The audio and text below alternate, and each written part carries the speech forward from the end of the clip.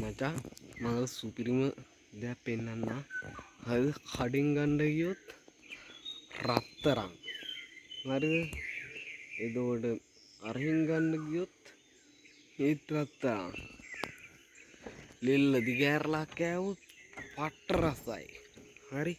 එක පඳුරේ කැන් දෙකයි. සමහර පළාත්වල කියන්නේ මේවට ආනමාලු. සමහර පළාත්වල කියන්නේ මේවට ඇම්බුම්.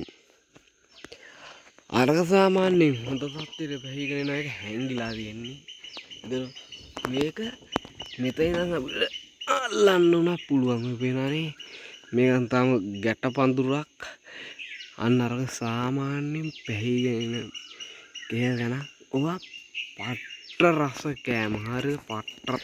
මෙන්න මේ ආකාරයට එක තෙල් ගස් දෙක ඔන්න ඔහොම දිස්සෙනවා. මෙතන කැණයි අතන කැණයි. ඉදුණොත් අනිවාර්යෙන් ඇවරියක් එවන්නම් ඕනි කට්ටිය කියපන් ඈ. අපි ගියා.